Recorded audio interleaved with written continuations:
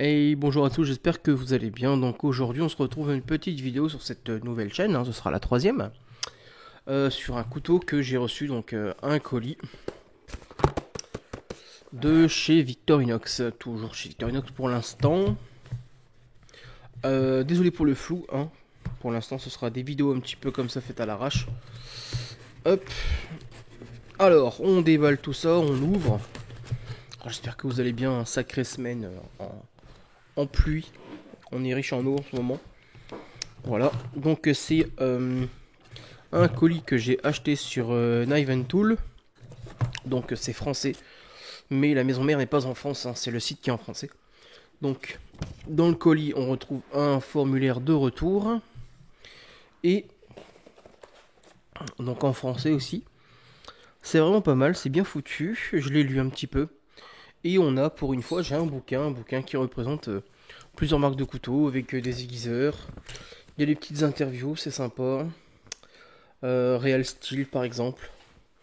Après Real Steel, il y a quel couteau pour bushcraft, cuisine, un couteau unique de forme particulière, Knife on the Ear, Waukee Age Génération 3 Pro, enfin voilà quoi. Assez intéressant à lire, à regarder. Voilà quoi, un petit peu de ce qu'on trouve dedans. Hop. Un aiguiseur, un couteau, une lampe de poche, frontale, voilà voilà. Alors le couteau en lui-même, comme vous le savez en ce moment j'en ai pas mal. J'ai commandé un Alox. Et avec l'Alox, j'ai commandé le petit cordon qui va bien. Le petit cordon, pareil Victorinox, hein, bien évidemment. On soigne le détail. Hop. Pardon. Donc j'ai acheté ça. Et le couteau est là. Là-dedans. Donc la pochette est plus petite que les autres car le couteau est plus petit aussi forcément. Alors si j'ouvre ça, sans abîmer l'étui. Hop, j'ai pas de couteau sur moi. Voilà. Hop, tout doucement. Alors, on y retrouve la petite notice, hein, forcément. Petite notice. Et voilà le couteau, comment il est.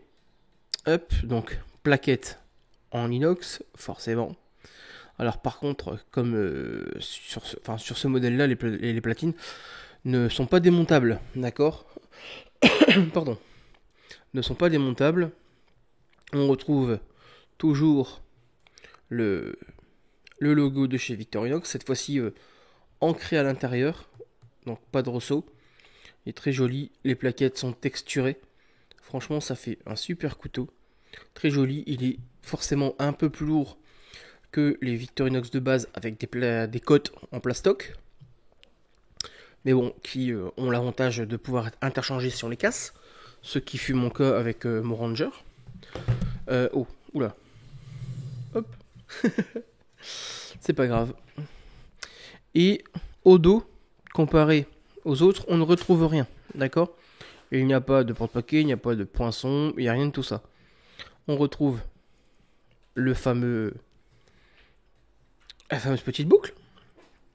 Et on retrouve sur ce couteau plusieurs fonctions.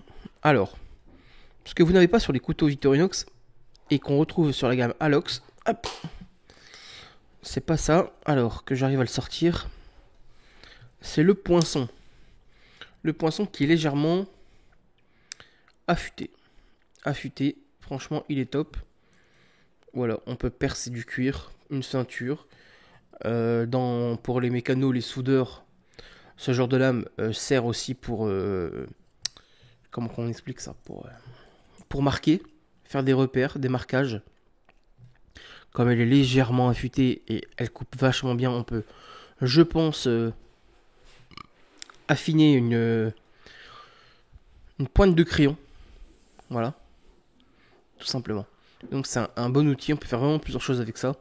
Après, je suis pas pro dans le domaine, il y a sûrement des vidéos sur YouTube qui sont plus appropriées pour voir un peu ce qu'on peut faire avec ce genre d'outils. Donc on retrouve ça.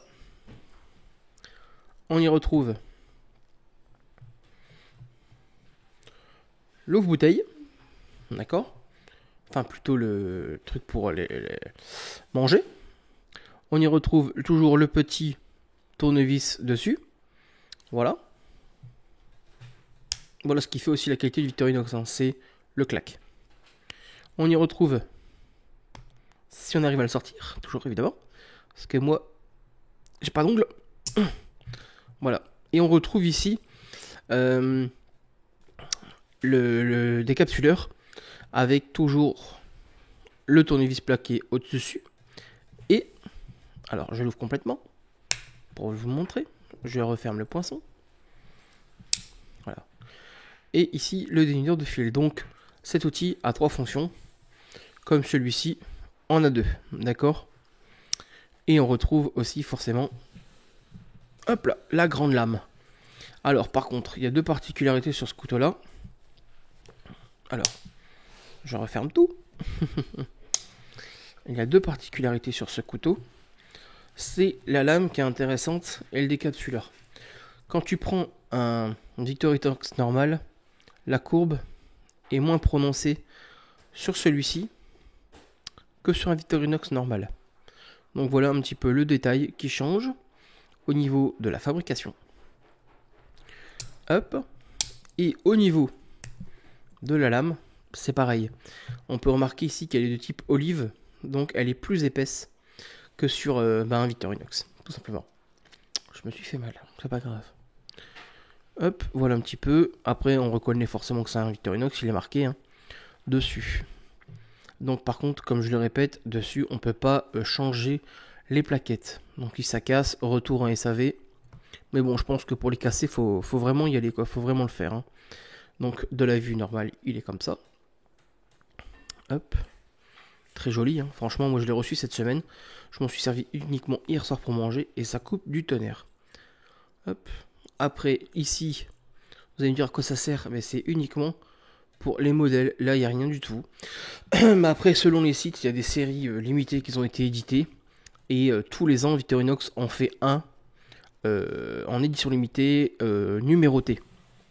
Donc en général, il en sort 10 000. Il y en a 10 000 dans le monde. Vu le nombre de collectionneurs, c'est peu. Donc je sais que cette année, il est bleu. L'année passée, il a été or. Après, il a été vert, il a été rouge. Donc il y en a vraiment beaucoup à collectionner si vous voulez. Après, celui-ci, c'est le Farmer. Le Farmer X Solo, il est pas mal aussi. Ça rajoute en plus la scie et le ciseau. Donc on serait vraiment sur une quadruple épaisseur quoi. Hop, voilà. On va recadrer. Tout simplement. Voilà un petit peu pour ce couteau qui est vraiment sympa. Vous avez vu, hein, on est vraiment plus large ici. Hein. Voilà, moi je joue pas trop avec le tranchant. J'ai pas encore l'habitude avec les Alox. Hop, voilà pour ce petit couteau. Voilà. Et par contre, bien sûr, comme c'est des plaquettes en acier, il n'y a pas de réservation pour les pinces à épiler et pour le cure-dent. Donc voilà pour cette petite vidéo. Vu le prix, 30 balles, c'est pas cher pour un bon couteau. Moi, j'espère que cette petite vous aura plu, qu'elle vous aura donné envie de vous l'acheter. Et je vous dis à très vite dans une nouvelle vidéo. À bientôt. Bye bye.